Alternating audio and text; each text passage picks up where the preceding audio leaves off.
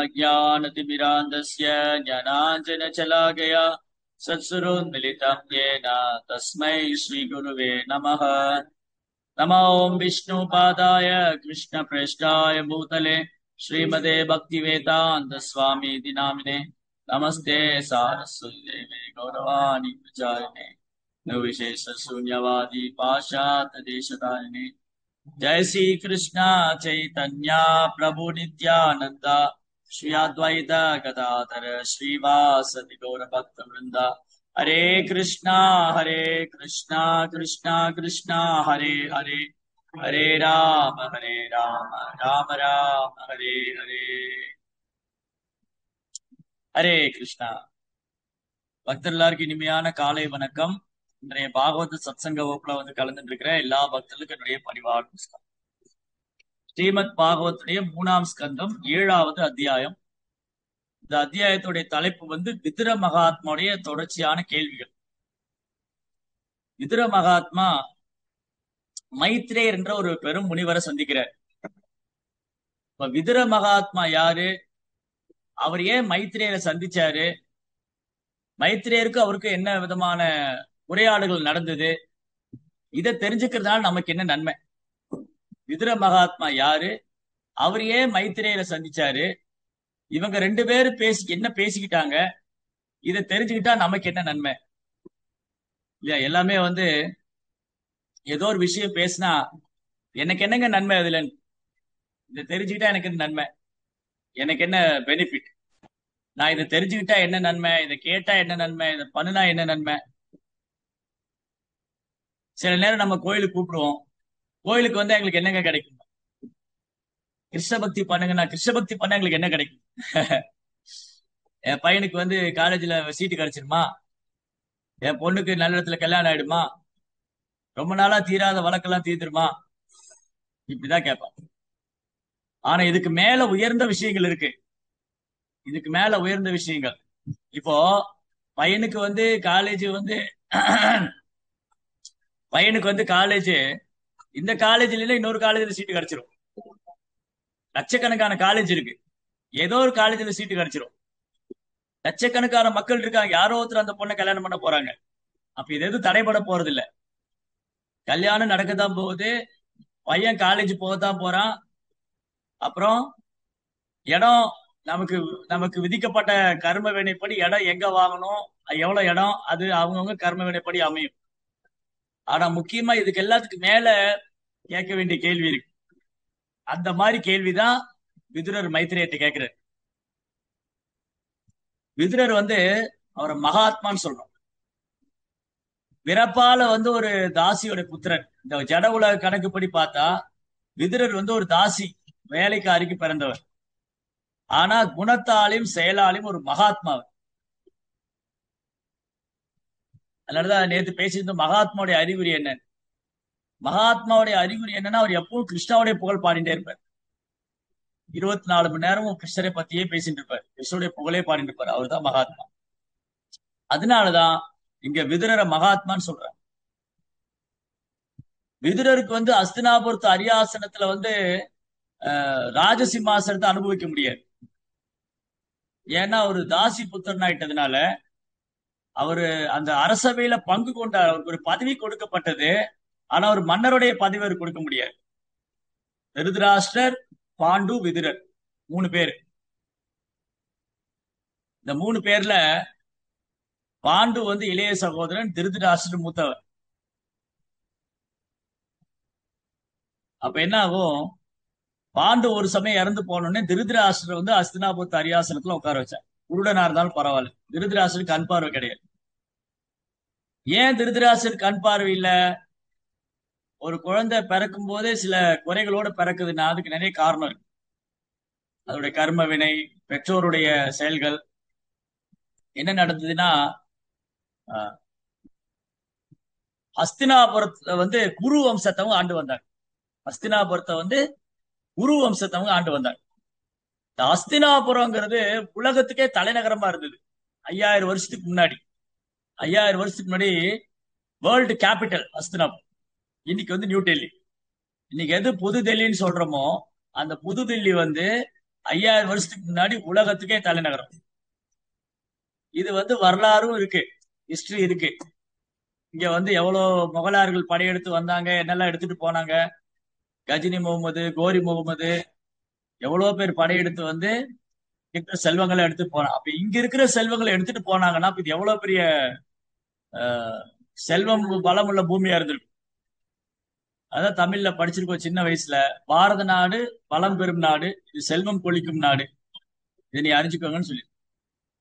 செல்வம் கொழிக்கும் பூமி. இங்க எதுக்குமே பற்றாக்குறை கிடையாது. இங்க செல்வத்துக்கும் பற்றாக்குறை கிடையாது, ஆரோக்கியத்துக்கும் பற்றாக்குறை கிடையாது, ஆன்மீகத்துக்கும் பற்றாக்குறை கிடையாது. எல்லா வளங்களும் இருந்தது, எல்லா வளங்களும் இருந்தது. ஆனா காலப்போக்குல கலியுகம் ஃபாஸ்டா growth ஆக வளர வளர இந்த ஒண்ணுனா அப்படி போயிடுச்சு. அப்ப முதல்ல பாரத பூமினா, பாரத பூமிங்கிறது இந்தியா மட்டும் இல்ல. இன்னைக்கு நிறைய பேர் இந்தியா மட்டும் பாரத பூமி நினைச்சிட்டு இருக்காங்க. ஆனா என்டையர் எர்த் பிளானட்டுக்கும் பாரத வருஷம் பேர், இந்த பூகோளத்துக்கே பாரத வருஷம் பேர். ஏன்னா பரதன் என்ற ஒரு மன்னன் ஆண்டதுனால அவருடைய பேராலே இந்த பூகோளம் பாரத வருஷம் அழைக்கப்பட்டது. பரதர் ஆண்டார். ரிஷபதேவருடைய மகன், அந்த பாகவத்தின் ஹிஸ்டரி இருக்கு. ரிஷபதேவருடைய பையன் பரதன் இந்த பூமி ஆண்டதுனால அவருடைய பேராலே இந்த பூமிக்கு பாரதம் பேர். அப்புறம் கலியுகத்துல இந்தியா மட்டும் பாரதம் நினைச்சிட்டு இருக்காங்க. அது இப்ப பாரதம்னு சொல்றது இல்ல, இந்தியான்னு தான் சொல்றாங்க. இந்த இந்தியாங்கிற பேர் பிரிட்டிஷ்காரன் கொடுத்தது. ஆக்சுவலி இது இந்தியா இல்ல, இது பாரத். பாரத் தேசம், பாரத பூமிங்கிறது பாரத பூமின்னு சொல்றோம். பாரத பூமி பாரத தேசம்னா இந்த ஒட்டுமொத்த பூமியும் பாரத பூமி தான். அப்ப உண்மையில சொல்ல போனா எல்லாமே நமக்கு தான் சொந்தம். எல்லாமே நமக்கு தான். ஏன்னா இதுதான் கேபிட்டல். ஆனா காலப்போக்குல நம்ம எல்லாத்தையும் இழந்துட்டோம். காலப்போக்குல இங்க எல்லாம் காலம் மாற்றத்தை ஏற்படுத்திக்கிட்டே இருக்கு. மாற்றம் நிலையானதுங்கிறாங்க. மாற்றம் வந்துகிட்டே இருக்கு. அந்த மாற்றம் மட்டும் நிலையா இருக்கு. என்ன மாற்றம் வந்தது கலியுகத்துல? அப்படியே அது டாமினேஷன் ஆக ஆக கலியினுடைய தாக்கத்தினால இந்த மன்னர்கள்லாம் அவங்க தகுதி இழந்தாங்க. உயர்ந்த குலத்துல பிறந்தவங்க, பிராமணர்கள், சத்திரியர்கள், அவங்க எல்லாம் தன்னுடைய தகுதி இழந்துட்டு பேரளவு அதை கிளைம் பண்ணிக்கிட்டாங்க. நாங்க பிறப்பால் பிராமணர், நாங்க தான் சத்திரியர், நாங்க தான் ஆளுவோம், நாங்க தான் இந்த பொய் அகங்காரத்தினால அடுத்தவங்க டாமினேட் பண்ணாங்க. அதனாலே நிறைய பேர் என்ன பண்ணாங்கன்னா, இந்த அதிகாரம் இருந்ததுனால நிறைய பேர் மற்ற மார்க்கத்துக்கு போக ஆரம்பிச்சாங்க. அது மட்டும் இல்லாம மற்ற மார்க்கத்தவர் இங்க படையெடுத்து அவங்களுடைய கலாச்சாரத்துக்கு திணிச்சாங்க. இப்படி ஏறக்குறைய ஏறக்குறைய 1000 ஆண்டுகள் முகலாயர்கள் இந்த பூமி ஆண்டிருக்காங்க. 250 வருஷம் பிரிட்டிஷ்காரங்க. அப்ப கிட்ட இல்ல 800 வருஷம் முகலாயர்கள். 800 வருஷம் முகலாயர்களும் 200 வருஷம் பிரிட்டிஷ்காரங்களும் இந்த பூமி ஆண்டிருக்காங்க. 1000 ஆண்டு. இப்ப 1000 வருஷம் நம்முடைய சாஸ்திரங்கள், நம் கலாச்சாரம் இதெல்லாம் எவ்வளவு சிதைக்கப்பட்டிருக்கு. பிரிட்டிஷ்காரங்க, இந்த முகலாயர் என்ன பண்ணாங்க, பழமை வாய்ந்த கோயில்லாம் உடைச்சாங்க. நிறைய பழமை வாய்ந்த கோயில்கள், விக்கிரகங்கள் இதெல்லாம் டேமேஜ் பண்ணாங்க. அப்புறம் கட்டாயப்படுத்தி மத மாற்றம் செஞ்சாங்க. இன்னொரு பக்கம் கிறிஸ்தவர்கள் என்ன பண்ணாங்க, சமஸ்கிருதம் படிச்சு இந்த வார்த்தைக்கு தவறான விளக்கம் கற்பிச்சாங்க. இங்க சொன்ன வேதங்களை சொன்ன வார்த்தைக்கெல்லாம் தவறான விளக்கம் கற்பிச்சாங்க, மிஸ்இன்டர்பிரேஷன். இதெல்லாம் செஞ்சும் கூட இன்னைக்கு சனாதன தர்மம் இருக்கு. இவ்வளவு நடந்திருக்கு. 1000 வருஷம் யோசிச்சு பாருங்க. 1000 வருஷம் நம்ம நாடு நம்ம கட்டுப்பாட்டுல இல்ல. நம்முடைய சனாதன தர்மத்தை பின்பற்றவங்க ஆட்சியில் இல்ல. அப்ப என்னென்ன டேமேஜ் நடந்தது, என்னென்ன மாற்றங்கள் ஏற்படுத்தி, அவ்வளவு மாற்றங்களே டேமேஜ் பண்ணியிருந்தாலும் சிதைச்சிருந்தாலும் இன்னும் சனாதன தர்மம் நினைச்சு நிக்குது. அதனால சனாதன தர்மம், சனாதன தர்மத்தை அழிக்கவே முடியாது. ஏன்னா அது வாழ்க்கை முறை, நம்முடைய வாழ்வியல் முறை அது. அதனாலதான் இந்த பிரிட்டிஷ்காரங்க என்ன பண்ணாங்க, முகலாயர் இந்தியா மேல படையெடுத்து அவங்களுடைய கலாச்சாரத்தை பூத்தினாங்க. பிரிட்டிஷ்காரங்க என்ன பண்ணாங்க, ரொம்ப இன்டெலிஜென்டா பண்ணி இந்தியா மேல படையெடுக்கிறத விட அவங்கள நம்ம வசப்படுத்திடணும். அவங்கள அடிமையாக்கிட்டா காலங்காலம் நமக்கு அடிமையா தான் இருக்கும். அப்ப என்ன பண்ணாங்க, இந்த இந்தியாங்கிறது நான் முன்னே சொன்ன மாதிரி பாரத், இந்த பாரத் இப்ப இந்தியானாச்சு. முகல் முகல் இருக்காங்க இல்லையா, முகலாயருக்கு வந்து இந்த பாலஸ்தீனம் அந்த பக்கம் இருந்து வர்றவங்களுக்கு இந்த சிந்து அப்படிங்கிற வேர்டு ப்ரொனன்சியேட் பண்ண முடியாது. சிந்து ரிவர், சிந்து கல்ச்சர்ங்கிறது வந்து ஹிந்து கல்ச்சர்னாச்சு. சிந்து சமவெளி நாகரிகம், அது மாதிரி இது ஹிந்து நாகரிகம் ஆயிடுச்சு. ஹிந்துங்கிற வார்த்தையை நம்ம பகவத்கீதையிலயோ பாகவத்திலயோ எங்கேயுமே சாஸ்திரத்துல பார்க்க முடியாது. ஏன்னா இது முகலாயர்கள் ஏற்படுத்தி சொன்னது இந்த வார்த்தை. ஹிந்துங்கிற வார்த்தை வந்து முகலாயர்கள் கொடுத்தது. ஆனா ஆக்சுவலி இருக்கிறது சனாதன தர்மம். சனாதன தர்மம் தான் கரெக்டான வேர்டு. இவங்க வந்து இந்த சிந்து நதி பக்கம் வந்து இந்த ஆசியன் கண்ட்ரில பண்ணக்கூடிய இந்த தர்மத்தை வந்து அவங்க ஹிந்து தர்மம். சோ இப்படி இந்த முகலாயர்கள் படையெடுத்து வந்து பண்ணாங்க. பிரிட்டிஷ்காரங்க என்ன பண்ணாங்கன்னா, அவங்க நம்முடைய கலாச்சாரத்தை ஸ்டடி பண்றாங்க. இந்த என்னது மெக்காலேன்னு ஒரு ஆள் அமைச்சாங்க. மெக்காலே மெக்காலே இங்க வந்து என்ன பண்ணாரு, இவங்க எப்படி இவங்க வாழ்க்கை முறை என்னன்னு பார்த்தாரு. இவங்க வாழ்க்கை முறை ரொம்ப அற்புதமா இருக்கு. ரொம்ப தீவிரமான பக்தி ஆன்மீகமா இருக்காங்க. ரொம்ப இயற்கையோடு சேர்ந்து வாழ்றாங்க. ஆரோக்கியமா இருக்காங்க. அன்பா இருக்காங்க. ஒற்றுமையா இருக்காங்க. சண்டை சச்சரவு இல்லாம இருக்காங்க. இதெல்லாம் காரணம் என்ன, இவங்களுடைய கல்வி. இவங்களுடைய கல்வி திட்டம் தான் காரணம். இந்த குருகுல் சிஸ்டம், இவங்க ஃபாலோ பண்றது சனாதன தர்மம், இந்த வர்ணாசிரம தர்மம். அவங்கவுங்க அவங்க தொழிலை ஒழுங்கா பண்ணிட்டு இருக்காங்க. பிராமணர் அவங்க டியூட்டியை ஒழுங்கா பண்றாங்க. வேத பாராயணம் பண்ணி அந்த வேத பாரத்தை சொல்லி கொடுத்துட்டு இருக்காங்க. சத்திரியர் ரொம்ப அழகா நிர்வாகம் பண்றாங்க. ஜெய ஜெகநாத சுவாமி. வியாபாரிங்க அவங்க வந்து வியாபாரின்னு சொல்ல ரெண்டே வேலைதான். கிருஷி கௌரக்ஷ வாணிக்ஷ. தானியங்களை உற்பத்தி பண்றது, பசு பராமரிப்பு. இதுதான் பொருளாதாரம். இந்த பொருளாதாரத்துல என்னைக்குமே வீழ்ச்சியே கிடையாது. தானியங்களை உற்பத்தி பண்றதும் பசு பராமரிக்கிறது. பலராமர் வந்து ஏற்கலப்பையோடு இருக்காரு. கிருஷ்ணர் வந்து பசுமாடோடு இருக்காரு. அப்ப என்ன அர்த்தம், ரெண்டு பேரும் இதுதான் உங்க வாழ்வாதாரம். ஒரு நாட்டுக்கு வந்து விவசாயம் முதுகெலும்பா இருக்கு. பசு வந்து அம்மான்னு சொல்றோம். எருது வந்து தந்தை, காளை. உழைக்கிறது காளை, பால் கொடுக்கிறது அம்மா, தாய். தந்தை வந்து உழைக்கிறாரு, தாய் வந்து பால் கொடுக்குறாங்க. எருது வந்து நிலத்தை உழுது பயிராக்குது, பசு வந்து பால் கொடுக்குது. அதனாலதான் நம்முடைய சனாதன தர்மத்துல பசு கோமாதான்னு சொல்றோம். இப்படி ரொம்ப கல்ச்சர்டா இருக்காங்க. அப்ப இந்த மெக்காலே வந்து இப்ப ரிப்போர்ட் கொடுக்குறாரு, நீங்க என்னதான் நீங்க போய் இந்தியா மேல படையெடுத்து போனாலும் அவங்க கலாச்சாரத்தை ஒழிக்காத வரைக்கும் நீங்க உங்க ஆதிக்கத்தை அவங்க மேல செலுத்த முடியாது. நீங்க கலாச்சாரத்தை ஒழிக்கணும்னா அவங்க கல்வி திட்டத்தையும் நீங்க மாத்தணும். அவங்க கல்வி திட்டத்தையும் அவங்க உணவு பழக்க வழக்கெல்லாம் நீங்க மாத்திட்டீங்கன்னா காலாகாலத்துக்கு உங்களுக்கு அடிமையா இருப்பாங்க.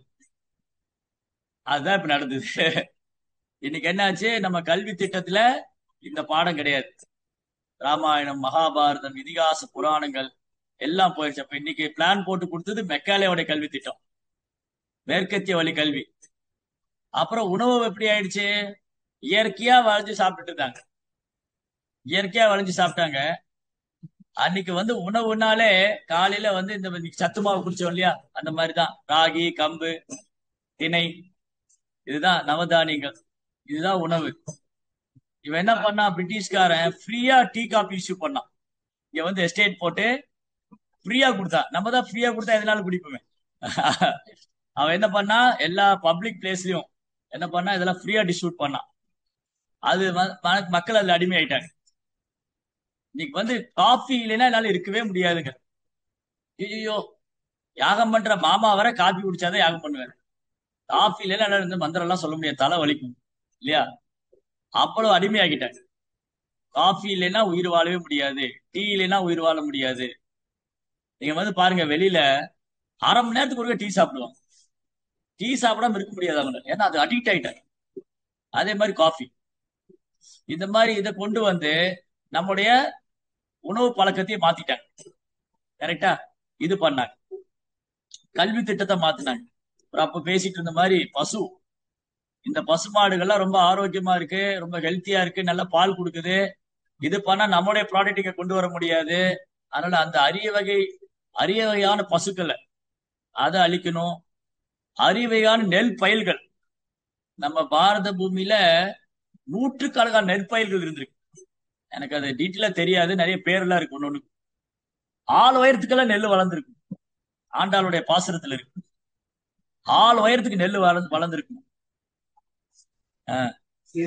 சீரக சம்பா இன்னைக்கு வந்து நெல்லே பார்க்க முடியல. எல்லாம் மருந்து அடிச்சு அடிச்சு இந்த பக்கத்துல ஒரு லேண்ட் வச்சிருக்காங்க. அங்க போட்டா ஒரு நெல்லு போட்டா 8 தடவை மருந்து அடிக்கிறேன். அந்த மருந்தோட ஸ்மெல் இங்க வந்து அப்படி மண்டையில ஏறுது, அங்க அடிக்கிற மருந்து. இப்படி நம்முடைய உணவு பழக்க வழக்கம் போச்சு. குடிக்கிற பால் சுத்தம் இல்ல, சாப்பிடுற உணவு சுத்தம் இல்ல, அப்புறம் மருத்துவம் அதே மாதிரிதான். இவங்க இயற்கை மருத்துவம் எல்லாம் பண்றாங்க, இவங்க பயமுறுத்திடணும் உங்க நோய் குணமாகாது, அதனால நீங்க வந்து ஆங்கில வழி மருத்துவத்துக்கு வாங்க உடனே கேட்கும். இப்ப என்ன ஆயிடுச்சுன்னா, நம்ம உணவு பழக்க வழக்கம் எல்லாம் மாறிட்டதுனால, இயற்கைக்கு எதிராக செயல்படுறதுனால இப்ப ஆயுர்வேதம் நம்ம கேட்க மாட்டேங்குது. உடனே இங்கிலீஷ் மெடிசன் போனாதான் கேட்கும். ஏன்னா எல்லாமே மாத்திட்டாங்க. இப்ப என்ன ஆச்சுன்னா, இந்தியா சுதந்திரம் பெற்றும் அடிமையாக வாழ்ந்து கொண்டிருக்கு. ஏன்னா மேற்கத்திய உணவு இல்லைன்னா வாழ முடியாது, மேற்கத்திய ஆடை இல்லைன்னா வாழ முடியாது, மேற்கத்திய மருந்து இல்லைன்னா வாழ முடியாது, அவங்க இல்லைன்னா வாழவே முடியாது. நான் வந்து அவங்க நிலத்துல அவங்க எஜமானனா இருந்தாங்க. என் நிலம், எனக்கு என்ன தேவையோ விளைச்சிக்குவேன், சாப்பிட்டுக்குவேன், நிம்மதியா இருக்கு. சொந்தக்காரங்க நண்பர்கள் உறவினரை தேடி வேற ஊருக்கு போக வேண்டாம்.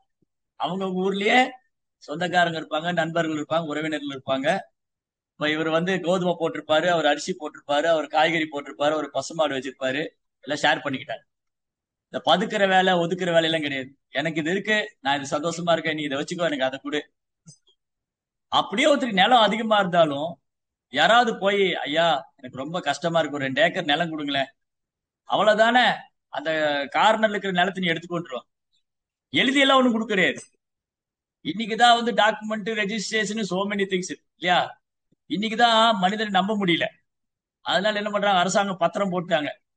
ஏன்னா இடத்த வாங்கிட்டு ஏமாத்திடுறாங்க. இந்த மாதிரி நிறைய நடக்குது. ஆனா அன்னைக்கு அப்படி அந்த மாதிரி பயம்லாம் இல்ல. அவருக்கு வந்து கிட்டத்தட்ட ஒரு 100 ஏக்கர் 150 ஏக்கர் நிலம் இருக்கும். இவன் வந்து பாவம் அதான் வந்து கேட்பான், ஐயா எனக்கு கொஞ்சம் பசியா இருக்கு, இவ்வளவுதானப்பா, அந்த நிலத்தை நீயே எடுத்துக்கோ. அப்படி வந்து எந்த ஒரு எதிர்பார்ப்பும் இல்லாம, எந்த ஒரு பதிவும் இல்லாம தானம் கொடுத்திருக்காங்க. அந்த மாதிரிலாம் இருந்திருக்காங்க. நமக்கு இந்த மக்களுக்கு என்ன ஆயிடுச்சுன்னா, இந்த மேற்கத்திய நாகரிகம் கலாச்சாரம் இதெல்லாம் அப்படி தாக்கம் பண்ணி, நான் என் நிலத்துல வேலை பார்க்கணுமா, பேசாம வேலைக்கு போயிடலாம். இதுதான் இப்படிதான் நடந்தது. ஆங்கிலத்துல பேசுறது ஒரு பெருமை, ஆங்கில வழி கல்வி வந்து ஒரு பெருமை. அப்பெல்லாம் வந்து 70ஸ்ல 80ஸ்ல எல்லாம் வந்து துரைன்னு சொல்லுவாங்க. வெளிநாடு போயிட்டு வந்தா, வெளிநாடு போயிட்டு வந்தா பெரிய விஷயம். ஒரு கிராமத்துல இருந்து சென்னை போயிட்டு வந்தாலே, ஓ சென்னை பையன் பட்டணத்துக்கு போயிட்டு வந்துட்டானாமா. இன்னைக்கு சென்னை வந்து நினைச்சா போயிட்டு வந்துடலாம் அப்படி இருக்கு. இது சென்னை விட்டுருங்க, இன்னைக்கு வெளிநாட்டுக்கு போறதே நினைச்சா போயிட்டு வந்துடலாம் ஆயிடுச்சு. ஆனா உங்க காலத்துல சென்னைக்கு போறதே பெருசா நினைச்சிட்டு இருந்த காலம். சென்னை போயிட்டு வந்திருக்காரா அப்படி ஆச்சரியமா கேட்பாங்க. பையன் பட்டணத்துல போய் படிச்சுட்டு வந்திருக்கிறான். அப்புறம் வெளிநாடை பத்தி சொல்ல என்ன இருக்கு. அந்த மாதிரி மக்கள் மனதுல இப்படி எல்லாம் ஒரு விதைச்சாங்க. சினிமா படத்திலேயே பாருங்க, இந்த சினிமா இருக்கு இல்லையா, அது ரொம்ப ஆபத்தான ஒரு மீடியா.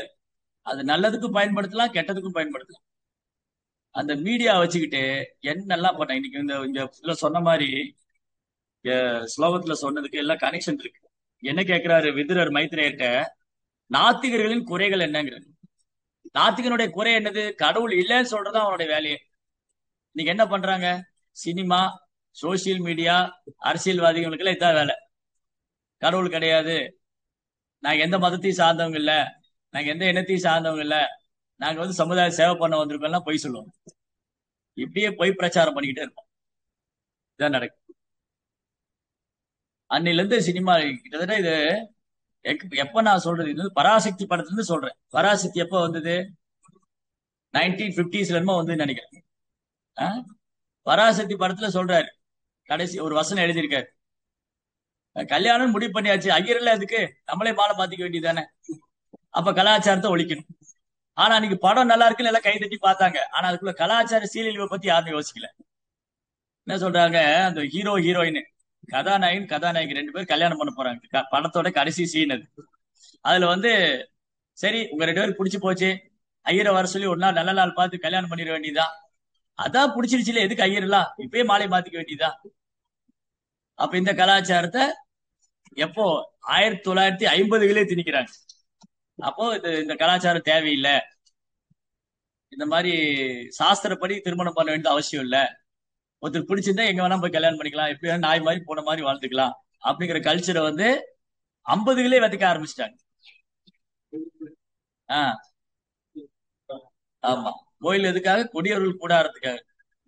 அப்ப என்னன்னா, இந்த மாதிரி தவறான கருத்துக்களை சொல்லியிருக்காங்க பகுத்தறிவுங்கிற பேர்ல. இதுல முன்னாடி என்ன சொல்லியிருக்காரு, பகுத்தறிவு கல்வினா என்னன்னு கேட்கிறார் விதுரர். விதுரர் மைத்ரேயிட்ட பகுத்தறிவு கல்வினா என்னது? பகுத்தறிவு கல்வினா நான் யாரு, இந்த உடம்புல ஆத்மா இருக்கா, ஆத்மாவுக்கு உடலுக்கு என்ன வித்தியாசம், கடவுள் யாரு, இந்த உலகம் எப்படி படைக்கும், இதுதான் பகுத்தறிவு. இதை விட்டுட்டு கடவுளை மறுக்கிறது பகுத்தறிவு இல்ல. ஆனா இன்னைக்கு முட்டாள்கள் என்ன நினைச்சிட்டு இருக்காங்க, கடவுளை மறுக்கிறதா பகுத்தறிவுன்னு நினைச்சிட்டு இருக்காங்க. அதுவும் குறிப்பா சனாதன தர்மத்தை ஒழிக்கிறதா பகுத்தறிவு. மத்ததுல மூட நம்பிக்கை இருந்தாலும் பிரச்சனை இல்ல, மத்ததுல என்ன இருந்தாலும் பிரச்சனை இல்ல, சனாதன தர்மத்தை ஒழிக்கணும், அதுதான் பகுத்தறிவு. இது முட்டாள்களுடைய வசனம். இதெல்லாம் இந்த மாதிரி நிறைய முட்டாள்களுடைய வசனம் எல்லாம் இருக்கு. இந்த மாதிரி பகுத்தறிவு, நாத்திகர்களுடைய குறைகள், முரண்பாடான விஷயங்கள். நாத்திகருடைய செயல்ல முரண்பாடு இருக்கும். நாத்திக என்ன முரண்பாடுன்னா பாருங்க, எல்லாம் ஆல்ரெடி இருக்குது இல்ல. 5000 வருஷத்துக்கு முன்னாடி இன்னைக்கு என்னெல்லாம் நடக்குதோ அதை சொல்லியிருக்காரு, கேட்கிறாரு விதுரர். நாத்திகர்கிட்ட என்ன முரண்பாடு? அவன் சனாதன தர்மத்தை எதிர்ப்பான், அங்க போய் கஞ்சி குடிப்பான், அது வந்து சரி, தப்பு இல்ல. இங்க வந்து சனாதன தர்மத்தை எதிர்ப்பான், அங்க போய் வந்து சர்ச்சில் போய் கேக் சாப்பிடுவான், ஏன்னா அது தர்மம் வந்து அந்த மதம் வந்து அவங்களுக்கு ஓகே. இது வந்து மூட நம்பிக்கை. அப்புறம் அவங்க தலைவர் சிலைக்கு போய் மாலை போடுவான், சாமியோட சிலைக்கு மாலை போட்டா மூட நம்பிக்கைப்பான். இதுதான் முரண்பாடு. இந்த முரண்பாடு கூட மக்களால் யோசிக்க முடியல. என்னடா வந்து கடவுளை சிலைன்னு சொன்னா, இவன் வந்து இவங்க தலைவனுக்கு சிலை வச்சு மாலை போட்டிருக்காரு. அதான். சோ இந்த மாதிரி இந்த நாத்திகர்கள், இந்த கலியுகத்துல நாத்திகர்கள் நாளுக்கு நாள் அதிகமாயிட்டே இருக்காங்க. ஆனா நீங்க பாத்தீங்கன்னா, ராவணன் ஆகட்டும், ராவணன், எர்ணிகசிபு, இவங்க பெரிய அசுரங்க. இந்த ராவணன் எர்ணிகசிபு கூட கடவுள் இல்லைன்னு சொன்னது இல்ல. நீங்க எங்கேயாவது மகாபாரதத்திலயோ ராமாயணத்திலயோ ராவணன் கடவுள் இல்லவே இல்லை, கடவுள் கிடையாதுன்னு சொல்லல. ஆனா கடவுள் மேல பொறாமை கொட்டார், கடவுளை எதுக்குறார். ஆனா கடவுள் இல்லைன்னு சொல்லல. அசுரன் கூட கடவுள் இல்லைன்னு சொல்லல, ஆனா இன்னைக்கு நாத்திகர் கடவுள் இல்லைன்னு சொல்ல. அப்ப மக்களுக்கு பொய்யான பிரச்சாரம் பண்றது. நாத்திகர்களின் குறைகள் மற்றும் முரண்பாடுகள், இனக்கலப்பு. யார் யார வேணா கல்யாணம் பண்ணிக்கலாம், எப்படி வேணாலும் வாழ்ந்துக்கலாம், ஒரு கலாச்சாரமே இல்லாம போயிடுச்சு. சோ இந்த கலாச்சார சீரழிவு இதெல்லாம் கலியுகத்துல நிறைய நாளுக்கு நாள் பார்த்துக்கிட்டே இருக்கு. கலியுகத்துல கலாச்சார சீரழிவுல என்னதுன்னா, இன்னைக்கு வந்து இந்த வேத முறைப்படி வாழ்றதுக்கு தயாரா இல்லை. ஏன்னா இந்த நாலேஜ் இல்லையே. இந்த நாலேஜ் இல்லாதனால கல்யாணம் பண்றதுக்கு முன்னாடி சேர்ந்து வாழ்ந்துக்கலாம், பிடிச்சிருந்தா கல்யாணம் பண்ணிக்கலாம், பிடிக்கலனா பிரிச்சுக்கலாம், கல்யாணம் பண்ணிட்டு பிடிக்கலனா பிரிச்சுக்கலாம். இதெல்லாம் கலாச்சாரமே இல்லையே. அப்ப இதெல்லாம் நடக்கிறது, இது ஏன் நடக்குதுன்னா இந்த ஆன்மீக அறிவு பற்றாக்குறைதான், இந்த இந்த இந்த சாஸ்திர அறிவு இல்ல. சோ இது அதனாலதான் இந்த கேள்வி எல்லாம் ரொம்ப முக்கியமானது. இங்க கேட்கப்பட்ட கேள்வி எல்லாம் ஏன் முக்கியமானதுன்னா இது வாழ்க்கைக்கு தேவையானது. அதனால விதுர மகாத்மா ரொம்ப அழகா கேட்கிறாரு. அதனாலதான் ஒரு மகாத்மா, ஏன்னா அவர் கேள்வி பூரா நமக்கு நன்மை தரக்கூடியதா இருக்கு.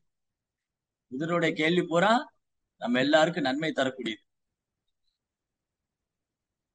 சோ விதுரர் மைத்ரேயர் ரொம்ப அழகா கேட்கிறார். அவர் வந்து இந்த அஸ்தினாபுரத்துல நான் முன்பே பேசிட்டு இருந்த மாதிரி, அஸ்தினாபுரம் வந்து உலகத்துக்கே தலைநகரமா இருந்தது. குரு வம்சத்தை ஆண்டு வந்தாங்க. இந்த குரு வம்சத்தினுடைய ராஜா சக்கரவர்த்தி வந்து சந்தனு மகாராஜ். சந்தனு மகாராஜா வந்து ஒரு நாள் கங்கா தேவியை கல்யாணம் பண்ணாரு. கங்கா நதி இருக்காங்க இல்லையா, கங்கா தேவி, கங்கா நதியோட தேவதை, அந்த பர்சானிபிகேஷன். அந்த கங்கையை கல்யாணம் பண்ணாரு.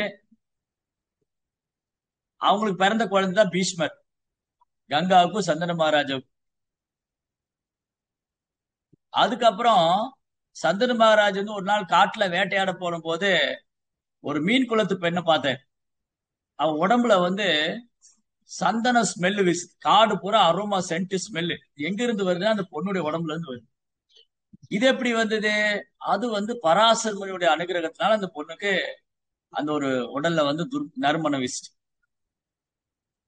அந்த பராசருக்கும் சத்தியவதிக்கும் பிறந்த குழந்தை தான் வியாசதேவர், வியாசர். ஆனாலும் வியாசர் சத்தியவதி குழந்தையா வந்தாலும் அவ கன்னி பொண்ணாவே இருக்கா. இதெல்லாம் இன்னைக்கு இன்னைக்கு மனித மூளை வச்சு புரிஞ்சுக்கூடிய விஷயம் இல்ல. இதிகாச புராணங்கள் நடந்த கதைகள்லாம் கட்டுக்கதையும் கிடையாது, அத மனித மூளை வச்சு புரிஞ்சுக்கிறதும் கிடையாது. அதுக்கு ஆன்மீக அறிவு இருந்தாதான் புரியும். ஆன்மீக அறிவு இந்த விஷயங்களை புரிஞ்சுக்கணும்னா இதெல்லாம் ரொம்ப நுணுக்கமானது, சூட்சமானது. சும்மா ஏதோ பள்ளிக்கூடத்துல படிச்சு புரிஞ்சுக்கிற மாதிரி விஷயங்கள் இல்ல. அந்த யோக சித்தியோட வலிமை என்ன, அந்த யோகியோட வலிமை என்ன. அப்போ சத்தியவதி சத்தியவதி படகு ஓட்டின்னு போறா. சத்தியவதி படகு ஓட்டிட்டு போகும்போது அந்த போட்ல பராசர முனிவர் உட்கார்ந்துருக்காரு.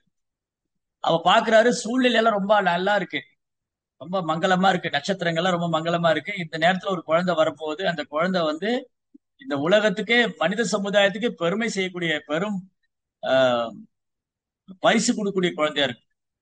வேதங்கள் எல்லாம் தொகுத்து அந்த வேதங்களை மனித வர்க்கம், மனித குலம் எப்படி தர்மத்தை ஃபாலோ பண்ணணும், தர்மம்னா என்ன, அதர்மம்னா என்ன, ஒரு மனிதனுடைய வாழ்க்கையின் குறிக்கோள் என்ன, எப்படி மனித வாழ்க்கையை பக்குவப்படுத்திக் கொள்றதுன்னு வேதங்களை தொகுப்பதற்காக பகவானே வியாசதேவரா அவதரிக்க போறார். அப்போ சத்தியவதிட்டு சொன்னாரு, இந்த மாதிரி நீ எனக்கு ஒத்துழைச்சின்னா நமக்கு பெறக்கூடிய குழந்தை இந்த உலகத்துக்கே பெரும் நன்மை செய்யக்கூடிய குழந்தையா இருக்கு. அப்ப அந்த பொண்ணு சொன்னா, நான் எனக்கு இன்னும் கல்யாணம் ஆகவே இல்லையே, நான் நீங்க குழந்தை கொடுத்தீங்கன்னா இந்த கன்னித்தன்மை போயிடும், அப்படின்னு யார் கல்யாணம் பண்ணிக்குவார்? அப்ப அவர் வரம் கொடுக்கிறார் பராசர்.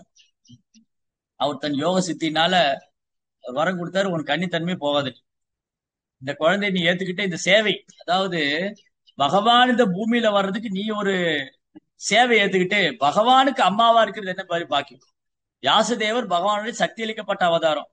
அந்த பகவானால சக்தி அளிக்கப்பட்ட அந்த கருவம் உன் வயிற்றுல தாங்கிக்கிறது நீ செஞ்ச பாக்கியம். இந்த சேவை ஏத்துக்கிட்டா உன் கன்னித்தன்மை போகாது. அப்படியே நடந்தது. சத்தியவதி கன்னி பொண்ணாவே இருக்கா. வியாசதேவர் குழந்தையா வந்தாரு. வந்த உடனே ஒரு இளம் வாலிபனானார். சினிமால ஒரு பாட்டுல ஹீரோ குழந்தையா இருந்து பெரிய கோடீஸ்வரன் ஆயிடுவார். குழந்தையா இருந்து வளர்ந்து டூயட் எல்லாம் பாடிடுவார் ஒரே பாட்டுல. சினிமால போன அதை நம்புவாங்க. சினிமால ஒரே பாட்டுல ஹீரோ வளர்ந்துருவார். ஆனா நிஜத்துல சொன்னா நம்ப மாட்டாங்க. அதே மாதிரி சினிமால ஹீரோக்கு மட்டும் வயசே ஆகாது, வில்லனுக்கெல்லாம் வயசாயிடும். அதுக்கப்புறம் 2 ஜெனரேஷன் போயிடும், ஆனா ஹீரோ அப்படியே இருப்பாரு. அதை நம்புவாங்க. ஆனா சாஸ்திரத்தை சொன்னா நம்ப மாட்டாங்க. அதுதான் ப்ராப்ளம். திரையில உள்ளது நம்புறாங்க, நிஜத்துல உள்ளது நம்ப மாட்டேங்குது. ஆனா இதெல்லாம் இருக்கு புராணங்கள்ல. நீங்க சினிமாவே என்ன நினைக்கிறீங்க? சினிமாவே ராமாயணம் மகாபாரதம் இல்லைன்னா சினிமாவே கிடையாது. ராமாயணம் மகாபாரதம் இல்லைன்னா சினிமாவே கிடையாது. இந்த சினிமா எப்படி எடுக்கிறாங்க? எல்லா படத்துக்கும் ஒரு 1 லைன் வேணும். என்ன கதை எழுதினாலும் அதுக்கு 1 லைன் வேணும். என்னது? ஒரு ஹீரோ ஹீரோயின், அப்புறம் ஒரு வில்லன். ஹீரோ ஹீரோயின் லவ் பண்ணுவாங்க, 2 பேர் கல்யாணம் பண்ணுவாங்க. வில்லன் ஹீரோயின் தூக்கின்னு போயிடுவா. அப்புறம் ஹீரோக்கு ஒரு நண்பர் இருப்பாங்க. இவங்க எல்லாம் போவாங்க, போய் அந்த வில்லன் கூட சண்டை போட்டு ஹீரோயினை மீட்டுட்டு வருவாங்க. இதுதான் ராமாயணம். இதுதான் இன்னைக்கு எல்லா சினிமா பார்த்து எம்ஜிஆர் காலத்துல இருந்து இன்னைக்கு வரைக்கும் அதுதான். பாகவதர் காலத்துல இருந்து எடுத்துட்டா கூட இன்னைக்கு அதுதான். ஒரு ஹீரோ இருப்பாரு, ஒரு ஹீரோயின் பின்னாடி போவாரு, பாட்டு பாடுவாரு. அப்புறம் திடீர்னு ஒரு வில்லன் வருவாரு, ஹீரோக்கு ஒரு நண்பர் இருப்பாரு, அது ஹீரோயின் போய் ஹெல்ப் பண்ணுவாரு. இதெல்லாம் நடக்கும். இது எல்லாத்துக்கும் 1 லைனே ராமாயணம் இல்லைன்னா அந்த சினிமா கதையே இல்லை. அது என்ன பண்றாங்க? ராமரையும் சீதை எடுத்து வச்சுட்டு இவங்க உட்காந்துக்கிறாங்க, அவ்வளவுதான் வித்தியாசம். அந்த இடத்துல ராமரையும் சீதை எடுத்து வச்சுட்டு ஓரமா வச்சுட்டு நாம தான் ஹீரோ ஹீரோயின் ஆயிடும், அவ்வளவுதான். சோ இப்படி இந்த பாருங்க, இங்க நடக்கக்கூடியது எல்லாமே கண் கூட தெரியுது என்ன நடக்குது. அப்போ இந்த சந்தனு மகாராஜா இந்த பொண்ணு சத்தியவதியை கல்யாணம் பண்ணணும்னு போனா அந்த அப்பா சொல்றா, உனக்கு கல்யாணம் பண்ணி கொடுக்க மாட்டேங்க. நான் உலகத்துக்கே ராஜாயே, எனக்கே ஒண்ணு பொண்ணை தர மாட்டேன்னு. நீங்க இன்னைக்கு ராஜாவா இருப்பீங்க, நாளைக்கு உங்க பையன் ராஜாவா, என் பொண்ணு என்னவான்னு. ஏன்னா ஆல்ரெடி உங்களுக்கு ஒரு பையன் இருக்கான், பீஷ்மா. அவன் தான் அரியாசனத்துல உட்கார போறான். அதனால நான் தரமாட்டேன். ஏன் போய் பொண்ணு வயத்துல வர பையனுக்கு பாக்கியம் கிடைக்காது, ஏமாற்றத்தோடு திரும்ப வந்துட்டாரு. இதை கேள்விப்பட்டு பீஷ்மர் போய் அப்பாவுக்காக பொண்ணு கேட்டு போறார். வரலாற்றிலே அப்பாவுக்காக பொண்ணு கேட்டு போன ஒரே பையன் அவருதான் இல்லையா? எல்லாரும் அப்பா வந்து பையனுக்கு பொண்ணு கேட்டு போவாங்க. என் பையன் வந்து இது மாதிரி படிச்சுட்டு இருக்கான், வந்து படிச்சு முடிச்சுட்டான், வேலைக்கு போறான், உங்க பொண்ணை பையனுக்கு கல்யாணம் பண்ணி கொடுங்க. இவர் என்ன பண்ணாரு, அப்பாவுக்காக பொண்ணு கேட்டு போயிருக்கு, நீ ஏன் எங்க அப்பாவுக்கு பொண்ணு தர மாட்டேன்னு. அப்ப அவர் சொன்னாரு, நீ தான் காரணம். நான் என்ன காரணம்? ஏன்னா அஸ்தினாபுரத்துல நீதானே சக்கரவர்த்தியா உட்கார போறேன்னு. இதுதான் உங்க பிரச்சனையா? அப்ப நான் உங்களுக்கு வாக்கு கொடுக்குறேன், நான் உங்களுக்கு வாக்கு கொடுக்குறேன், அஸ்தினாபுரத்துல நான் அமரவே மாட்டேன். அஸ்தினாபுரம் அரியாசன் எனக்கு வேண்டாம், உங்க பொண்ணு வயித்துல வர குழந்தைங்க கிடைக்கட்டும். அவருக்கு ரொம்ப சந்தோஷம். ஆனாலும் அவர் ரொம்ப புத்திசாலி. அவர் என்ன நினைக்கிறாரு, இன்னைக்கு இவர் வேணான்ட்டாரு, நாளைக்கு இவர் கல்யாணம் பண்ணி இவருக்கு குழந்தை பிறந்தா அந்த குழந்தைகள் அரியாசனம் போகும். எவ்வளவு இன்டெலிஜென்ட் பாரு, எவ்வளவு புத்திசாலித்தம். அப்ப பீஷ்மர் சொல்றாரு, சரி நான் வாக்கு கொடுக்குறேன், நான் வந்து கல்யாணம் பண்ணிக்கவே மாட்டேன், நான் பிரம்மச்சாரியா இருந்துக்கிறேன். இப்போ உங்க பொண்ணு எங்க அப்பா கல்யாணம் பண்ணி தருவீங்களா? அந்த இளம் வயசுல 16 வயசுல எடுத்த முடிவு, அதான் அனுபவிக்க வேண்டிய வயசு. 16 வயசுலதான் ஒருத்தருக்கு இளமை வந்து துளிர்க்க ஆரம்பிக்குது. ஆண் பெண்ணை பார்க்கணும், பெண் ஆணை பார்க்கணும், அனுபவிக்கணும், எல்லாம் என்ன இருக்கும். ஆனா அந்த நேரத்துல பீஷ்மர் என்ன முடிவு எடுத்தாரு, என் அப்பா வந்து அந்த பொண்ணை கல்யாணம் பண்ணிட்டு ராஜ்யத்தை ஆளணும் அப்படின்னு அவர் தன் வாழ்க்கையை தியாகம் பண்ணார். தியாகம் பண்ணிட்டு அவர் சபதம் எடுத்துக்கிட்டார், நான் கல்யாணமே பண்ணிக்க மாட்டேன், பிரம்மச்சாரியே வந்துட்டு. அப்ப இந்த சந்தனு மகாராஜ் சத்தியவதிக்கும் 3 குழந்தைகள் பிறந்தது. விசித்திர வீரியன், சித்ராங்கதன், 2 பேர் நினைக்கிறேன். விசித்திர வீரியன், சித்ராங்கதன். சந்தனு மகாராஜுக்கும் சத்தியவதி. அப்ப என்னாச்சு, பீஷ்மர் என்ன பண்ணாரு, சந்தனு மகாராஜ் காலம் வரைக்கும் அரியாசனத்துல உட்காரல. சந்தனு மகாராஜ் காலத்துக்கு அப்புறம் கூட பீஷ்மர் அரியாசனத்துல உட்காரல. இந்த பசங்க வளர்ந்து வர வரைக்கும் காடினா இருக்காரு, அஸ்தினாபுரத்து அரியாசனத்தை பாதுகாவலரா இருக்கு. இந்த பசங்க வளர்ந்து வந்த உடனே என்னாச்சு, சித்ராங்கதை வந்து ஒரு இடத்துல ஏதோ யுத்தம் பண்ணப்போ இறந்து போயிடுவார். அப்ப விசித்திர வீரன் மட்டும் தான் இருக்காரு. விசித்திர வீரன் அரியாசனத்துல உட்கார வச்சு, இவருக்கு வேண்டி என்ன பண்ணார் பீஷ்மா, 3 பொண்ணுக்கு போய் கடத்தின்னு வந்துட்டார். இதெல்லாம் ஒரு படமாவே இருக்கு, அப்படியே அப்படியே எடுக்கலாம். அதெல்லாம் அவ்வளவு அழகான லீலைகள். பீஷ்மர் என்ன பண்ணாரு, போய் 3 பொண்ணை கடத்தின்னு வந்துட்டார். அம்பிகா, அம்பாலிகா, அம்பான், 3 பொண்ணு. அதுக்கப்புறம் என்னாச்சு, கொஞ்ச நாள்ல இந்த விசித்திர வீரனே இறந்து போயிட்டாரு. இப்ப அஸ்தினாபுரத்துக்கு வாரிசு இல்ல. அஸ்தினாபுரத்துக்கு உரு வம்சத்துக்கு வாரிசு இல்ல. அப்ப சத்தியவதி வந்து பீஷ்மாட்ட வராங்க, பீஷ்மா, இப்போ என் பையன் 2 பேரும் இறந்து போயிட்டான், அஸ்தினாபுரத்துக்கு குரு வம்சத்துக்கு வாரிசு இல்ல, நீ தான் வந்து கல்யாணம் பண்ணணும். ஆனா பீஷ்மரை கல்யாணம் பண்ண மாட்டேன்னு சபதம் எடுத்திருக்காரு. சரி அப்ப என்ன பண்ணு, நீ என் 2 மருமக ஒரு குழந்தை கொடுன்னு. இந்த வழக்கம் வந்து வேத காலத்துல இருந்தது. வேத காலத்துல சகோதரனுக்கு குழந்தை இல்லைன்னா இன்னொரு சகோதரன் மூலமா குழந்தை பெற்றுக்கிற வழக்கம் இருந்தது. ஆனா அது கலியுகத்துல தடை பண்ணிட்டாங்க. ஏற்கனவே கலியுக மக்கள் வந்து ரொம்ப மோசமா வாழ்ந்துட்டு இருக்காங்க, இதெல்லாம் வேற இருந்ததுன்னா அவ்வளவுதான். அதனால கலியுகத்துல தடை செய்யப்பட்டிருக்கு, இதெல்லாம் வாய்ப்பே இல்லை. கலியுகத்துல வந்து மோசமான வாழ்க்கை ஆயிடுச்சு, கல்யாணம் பண்ணாம சேர்ந்து வாழ்றது. அது வந்து இந்த நாத்திகர் ஒரு முட்டாள் ஒருத்தர் பேசினாரு, கொஞ்சம் வீடியோ அனுப்பிச்சேன். அந்த நாத்திகருடைய முட்டாள் தலைவன் ஒருத்தர் பேசினாரு, என்னன்னா ஃபேமிலி லைஃப்னா மேரேஜ்னா ரெஸ்பான்சிபிலிட்டி இருக்கு. அவர் வந்து கள்ளக்காதலுக்கு என்ன விலை கொடுக்குறாரு, மேரேஜ் வித்தவுட் ரெஸ்பான்சிபிலிட்டி.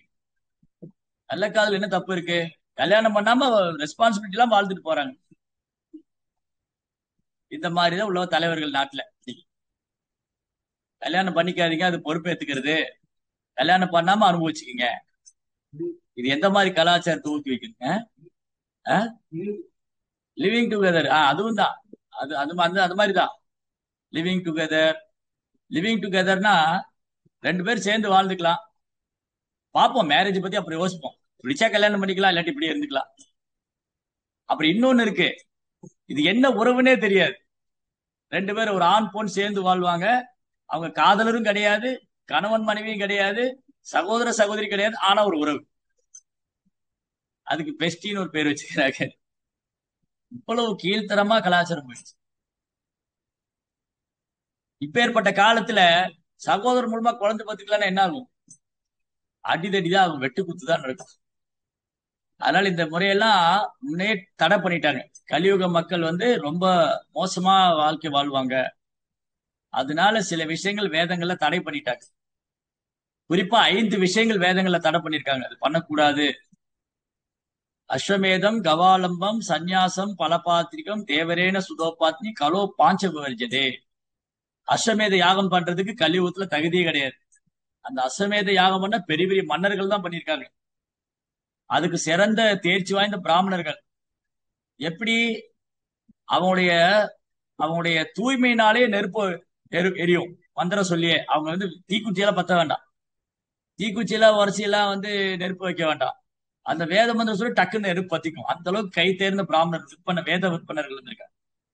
அந்த யாகம் செய்யறதுக்கு தகுதி வாய்ந்த மன்னர்கள் இருந்திருக்காங்க. நிறைய பொருள் செலவாகும். சோ இது அஸ்வமேத யாகம் பண்றதுக்கு நீங்க தகுதியே கிடையாது. அப்புறம் யாகத்துல மிருகத்தை பலியிடுறது அதுவும் தடை செய்யப்பட்டது. ஒரு காலத்துல யாகத்துல மிருகத்தை பலியிட்டாங்க. அது எதுக்குன்னா, ஒரு வயசான குதிரையை பிடிச்சிட்டு வந்து யாகத்துல போட்டு அந்த மந்திரத்தை பரீட்சை பண்ணுவாங்க. ஒரு பிராமணர் என்ன பண்ணுவாரு, தான் மந்திரம் சொல்ற மந்திரம் ரொம்ப சக்தி வாய்ந்ததா இருக்கான்னு பரீட்சை பண்றதுக்கு ஒரு வயதான குதிரையை பிடிச்சி யாகத்துல போட்டு ஒரு மந்திரம் சொல்லணும், இது புதிய சரீரத்தோட வெளியே வரும். அந்த அளவுக்கு எக்ஸ்பர்ட்டா இருக்கு. அதுவும் இல்லை, இப்போ தடை செய்யப்பட்ட. அந்த மாதிரி யாரு சொல்ற மந்திரம், இருக்கிற மந்திரத்தை கரெக்டா உச்சரிச்சாலே பெரிய விஷயம். அதுவும் போயிடுச்சு. அப்ப அஸ்வமேதம், சன்னியாசம் எடுத்துக்கொள்றது. கலியுகத்துல நிறைய போலி சன்னியாசிகள் அதிகமாயிட்டாங்க. ஆளுக்கால ஒரு ஆசிரமம் வச்சுட்டு ஒரு ஆள் ஒரு நாடே உருவாக்கிட்டாரு. கைலாசர் ஒரு நாடு வச்சிருக்கிறாரு. அவர் எங்க இருக்காரு, அந்த நாடு எங்க இருக்குன்னே தெரியல. இந்த மாதிரி கலியுகத்துல போலி சாதுக்கள் அதிகமா இருக்கனால சன்னியாசம் எடுத்துக்கொள்ளும் தடை செய்யப்பட்டு. அசமேதம், தவாலம்பம், சன்னியாசம், பல பாத்திரிகம். இறந்து போன முன்னோருக்கு அசைவ உணவு படைக்கிறது. செத்து போனவங்க அசைவம் கொடுக்க கூடாது. ஏற்கனவே அவன் நரகத்துக்கு போயிருப்பான், இல்ல அசைவம் வேற கொடுத்தா அவன் நரகத்திலிருந்து மீளவே முடியாது. இறந்து போன முன்னோர்களுக்கு வந்து விஷ்ணுவுடைய பிரசாதம் கொடுக்கணும். விஷ்ணுவுடைய மந்திரம் சொல்லி கோவிந்த கோவிந்த கோவிந்தா, கிருஷ்ண கிருஷ்ண கிருஷ்ணா, விஷ்ணுவுடைய மந்திரத்தை சொல்லி இந்த பிரசாதத்தை விஷ்ணுவுக்கு நிவேதனம் பண்ணி அந்த பிரசாதத்தை கொடுக்கும்போது அந்த ஆத்மா முக்தி அடையும். இவன் வந்து அசைவு கொடுத்தான்னு வச்சுக்கோங்களேன், அந்த ஆன்மா ஏற்கனவே நரகத்துக்கு போயிட்டு இருக்கும். அது நரகத்துல பர்மனண்டாவே இருந்து. சன்னியாசம் பல பார்த்து தேவரேன சுதோபாத். சகோதரன், ஒரு சகோதரன் குழந்தை இல்லைன்னா இன்னொரு சகோதரன் மூலமா குழந்தை பெற்றிருக்கிற வழக்கம் இருந்து. அப்ப சத்தியவதி வந்து பீஷ்மாட்ட வந்தாங்க, இந்த மாதிரி என்னுடைய 2 மருமகளுக்கு குழந்தை இல்ல, நீதான் குழந்தை கொடுக்கணும். அவர் சொன்னா, நான் பிரம்மச்சரிய விரதம் இருக்க பண்ண மாட்டேன்னு. நீ சாஸ்திரம் சொல்லுதே நீ குழந்தை கொடுக்கலாம் உன் சகோதரன் மனைவிகளுக்கு. அது சாஸ்திரம் சொன்னாலும் நான் விரதம் எடுத்துருக்கேன்ல, பிரம்மச்சரியா தான் இருப்பேன் அப்படின்னு. அப்ப என்ன பண்றது? அப்பதான் வந்து பீஷ்மர் சொல்றாரு, உங்க பையன் வியாசரை கூப்பிடுங்க. வியாசர் உங்க பையன் தானே, அவரை கூப்பிட்டு 2 குழந்தை கூப்பிட்டு சொல்லுங்க. அப்ப சத்தியவதி வியாசரை நினைத்த மாத்திரத்துல வியாசர் இங்க வர்றாரு. ஏன்னா வியாசர் ஏற்கனவே வாக்கு கொடுத்துப்பாரு சத்தியவதி, நான் வந்து இந்த பூமியில வர்றதுக்கு நீ ஒரு காரணமா இருந்ததுனால நீ எப்ப என்ன மனசுல நினைச்சா நான் வருவேன். சத்தியவதி கூப்பிட்டோன்னே வியாசர் வந்தாரு. அம்மா உனக்கு என்ன சேவை பண்ணணும்னு, எனக்கு 2 மருமக இருக்கா, 2 பேருமே ஒரு குழந்தை வேணும்னு. சரி அப்படியே ஆகட்டும்னு வியாசர் போனார். இந்த அம்பிகாவுடைய அரண்மனைக்குள்ள போனா அந்த பொண்ணு நினைச்சிட்டு இருந்தா தன் கணவனுடைய சகோதரனா ஒரு பெரிய சத்திரியனா இருப்பாரு, ஆஜானு பாகனா இருப்பாரு, ரொம்ப அழகா இருப்பாரு. ஆனா வந்து ஒரு முனிவர் வந்திருக்காரு, எல்லாம் ஜடா முடி தாடி, இந்த ஆள் கூட போய் சேர போறோம் அப்படின்னு கண்ணை மூடிக்கிட்டாங்க. சே ஏடா அப்படி கண்ணை மூடிட்டாங்க. சத்தியவதி கேட்டா, அந்த பொண்ணு உனக்கு நல்லா சேவை பண்ணாளா? அவ என்னை பார்த்தோன்னே கண்ணை மூடிட்டா, அது பிறக்கிற குழந்தை குருடனாதான் பிறக்கும், தாயை போல பிள்ளை இல்லையா? அந்த அம்மாவுடைய மனசு நல்லா இல்ல, அந்த குழந்தை குருடனாதான் பிறந்தது. அவனுக்கு கண் பார்வையும் கிடையாது, ஆன்மீக அறிவும் கிடையாது. திருதராஷ்டிரனுக்கு கண் பார்வையும் இல்ல, ஆன்மீக அறிவும் கிடையாது, சொல் பேச்சும் கிடையாது, சுய புத்தியும் கிடையாது. விதரர் எடுத்து சொன்னாலும் புரிஞ்சுக்கிறது கிடையாது, சுய புத்தியும் கிடையாது. அதான் திருதராஷ்டிரன். திருதராஷ்டிரன்னா எப்படா இந்த ராஜ்யம் எனக்கு கிடைக்கும்னு காத்துட்டே இருக்க. ஏன்னா அஸ்தினாபுரத்து அரியாசத்துல உட்கார வேண்டிய ஒரு திருதராஷ்டிரன். அவர் தான் மூத்த பையன், பாண்டு 2வது. ஆனா அவன் குருடனா பிறந்ததுனால பாண்டு கிட்ட ராஜ்யம் போயிடுச்சு. இவன் எப்போ அந்த அரியாசனத்தை பார்க்கும்போது, சே நான் உட்கார வேண்டிய இடம், அந்த பாண்டுவோடைய தலையில கிரீடத்தை பார்க்கும்போது என் தலையில இருக்க வேண்டிய கிரீடம் அப்படின்னு ஏங்கிக்கிட்டே இருக்கும். இது எப்ப எடுத்துக்கலாம், எப்ப என் கைக்கு வரும், எப்ப என் கைக்கு வரும். பாண்டு ஒரு நாள் இறந்து போனாரு, அவங்க கைக்கு வந்து ஒரு வழி இல்லாம திருதராஷ்டிரர் வந்து அஸ்தினாபுரத்து அரியாசனத்தை உட்கார வச்சுட்டான். இப்ப என்ன நடந்ததுன்னா, இந்த பொண்ணு கண்ணை மூடிட்டாலா, அதனால குருடன் தான் பிறந்தான் திருதராஷ்டிரன். அப்போ சத்தியவதி சொன்னா, எப்படி குருடனை போய் நான் அரியாசனத்துல உட்கார வைக்க முடியும், இன்னொரு குழந்தை கூட வேணும்னு. அந்த மருமகிட்ட போனா அவ வந்து கண்ணு மூடல, ஆனா ரொம்ப அருவருப்பா இருந்தா. அவர் சே, ஒரு முனிவர் கூட போய் நான் சேரணுமா. அதனால கேட்டாரு இப்ப சத்தியவதி, அந்த மருமகளுக்கு நல்ல குழந்தை பிறக்குமா. அவ கண்ணெல்லாம் மூடல, ஆனா ரொம்ப அருவருப்பா ஃபீல் பண்ணா. அவளுக்கு பிறக்கிற குழந்தை ரோகம் உள்ளதா பிறக்கும். பாண்டு பிறக்கும் போதே குஷ்டத்தோட பிறக்கும். சோ எப்படி ரெண்டுமே திருப்தி இல்ல. என்னடா ஒரு நல்ல குழந்தை வேணும்னு கேட்டா, ஒரு குழந்தை ரோகம் உள்ளவனா இருக்கான், ஒரு குழந்தை குருடனா இருக்கான். இவங்களை எப்படி அரியாசனத்துல உட்கார வைக்கிறது. சரி, இன்னொரு முறை கூட போ. இன்னொரு முறை தடவை போய் அந்த மருமகள் மூலம் ஒரு குழந்தை வேணும்னா, இந்த அளவுக்கு ரெண்டு பேரும் பேசி வச்சுட்டு என்ன பண்ணாங்க, வேலைக்காரி அமைச்சு வச்சுட்டாங்க. இந்த வியாசர் வருவாரு, நம்ம எப்படி அவரு கூட போய் சேர்றது, வேண்டாம். அதனால ஒரு வேலைக்காரி கூப்பிட்டு விட்டாங்க. இந்த வேலைக்காரி என்ன பண்ணாங்க, வியாசர் ஒரு முனிவர், அவர் ஒரு தன்னை உணர்ந்த ஆத்மா, அவர் ஒரு மகாத்மா, அவருக்கு சேவை பண்றது நான் செஞ்ச பாக்கியம்னு வியாசருக்கு பணிவிடை பண்ண. அதனாலதான் அவங்களுக்கு பிறந்த குழந்தை விதுர மகாத்மாவா இருக்கு. ஆனா பிறப்பால ஒரு சூத்ராணி, பிறப்பால வந்து ஒரு கீழ்குலத்துல பிறந்தவ, ஒரு தாசி. ஆனா அவ வந்து வியாசரை வந்து திருப்திப்படுத்தினதுனால அவளுக்கு பிறந்த குழந்தை ஒரு மகாத்மாவா இருக்கு. ஆனா உயர்ந்த சத்திரிய குலத்துல பிறந்த குழந்தை ரெண்டு குழந்தையும், ஒண்ணு கண் பார்வை கிடையாது, ரோகம் முடிச்சு. அப்போ பிறப்பு என்பது நம்முடைய குலத்தை வச்சு அல்ல. ஒருத்தர் வந்து இந்த நினைக்கிறாங்க, இப்போ நீ கலியுகத்துல பிராமணா சத்திரியா வைசியா சூதரன்லாம் வந்து பிறப்பால் நினைச்சுக்கிட்டு இருக்கேன். பிறப்பால் அல்ல, அவங்களுடைய கேரக்டர், இந்த குணம் தான் தீர்மானிக்குது, அவங்க தொழில் தான் தீர்மானிக்குது அவங்க யாருன்னு. ஒருத்தர் பிராமண குலத்துல பிறந்துட்டு ஒருத்தர் கை கட்டி வேலை பார்த்து சம்பாரிச்சேன்னு ஒரு சூத்திரன் ஆயிட்டாரு. அது சூத்திராவுடைய வேலை. பிராமணனுடைய வேலை எஜுகேஷன், நாலேஜ், சாஸ்திரம் கற்பிச்சுக்கணும். அதான் அவருடைய டியூட்டி. அந்த சாஸ்திரம் சொல்லி கொடுத்துட்டு என்ன தட்சிணை வருதோ யாசகம் பெற்று வாழ்றது.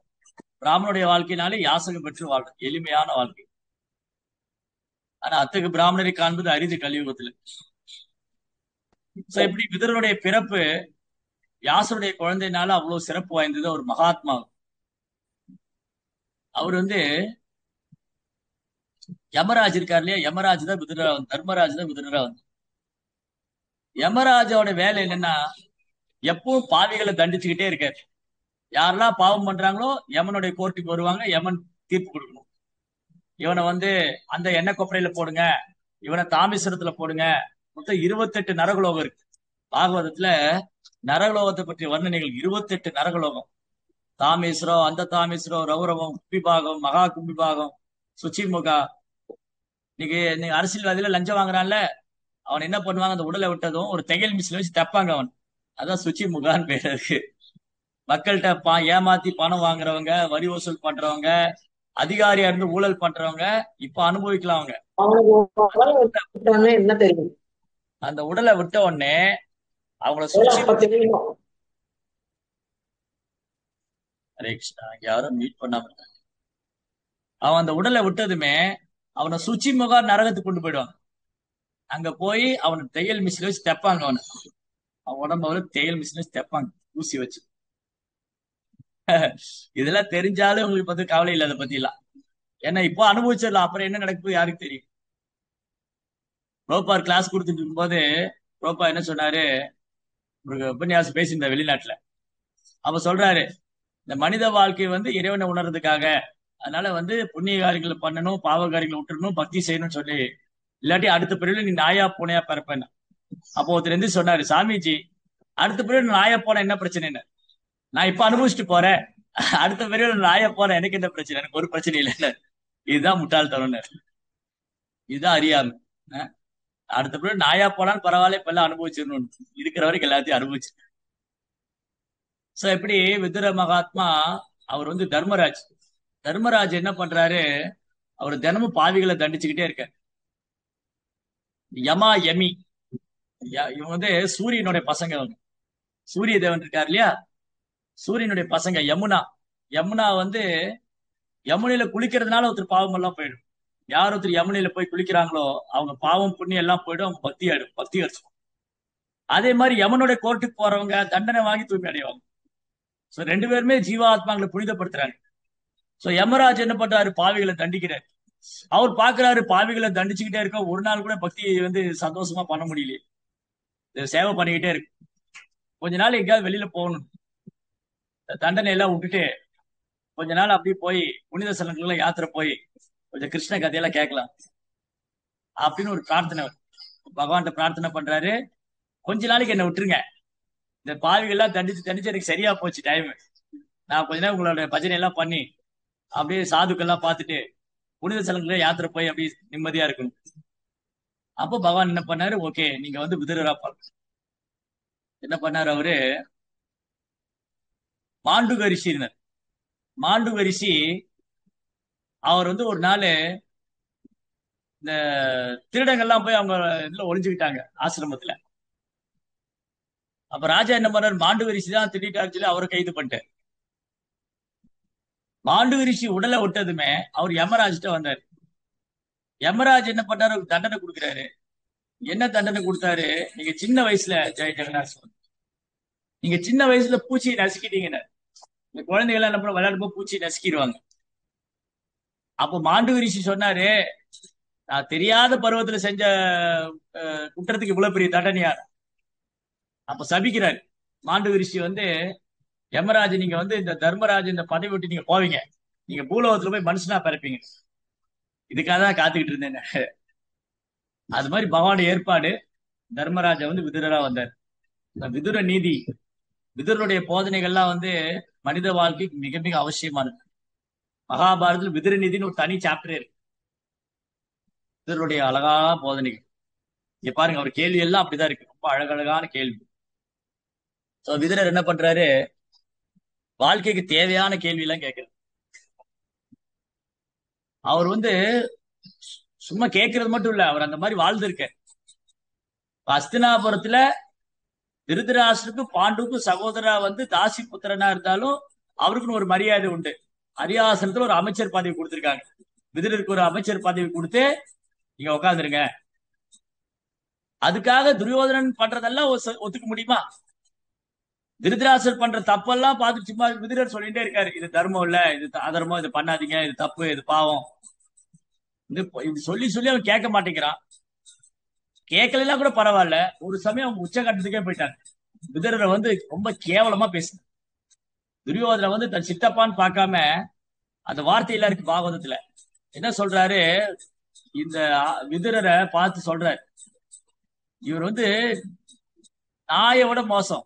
இவரை வீட்டுக்கு வெளியில ஒரு செப்பல் மாதிரி வச்சிருக்கணும், நம்ம உள்ள கூப்பிட்டு வச்சு அரியாசனம் கொடுத்துருக்கோம் அப்படின்னு விதுரரை ரொம்ப கேவலமா பேசுறாரு துரியோதன். இவர் என்ன பண்ணும்? துரத்தி விடுங்க, போட்டிருக்கிற ட்ரெஸ்ஸை மட்டும் விட்டு வச்சுட்டு அவர் அடிச்சு துரத்துங்க. விதுரர் பொறுமையா இருந்தாரு.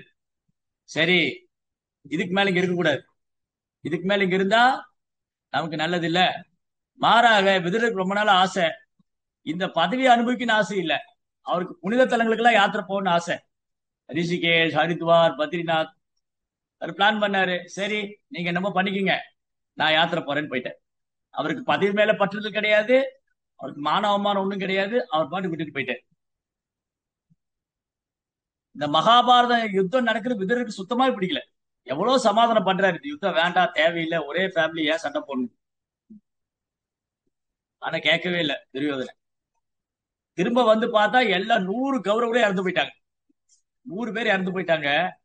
திருதராசர், காந்தாரி 2 பேர் வயசானவங்க யுதிஷ்டிர மகாராஜ பாதுகாப்புல இருக்காங்க. அன்னைக்கே படிச்சு படிச்சு ஒண்ணுனே கேட்கவே இல்லையே. இன்னைக்கு பாருங்க, 100 பசங்களை இழந்து ஒரு ஆதரவற்ற நிலையில யார கொல்லணும்னு நினைச்சாங்களோ அவங்களுடைய பாதுகாப்புல வாழ்ந்துட்டு இருக்காரு.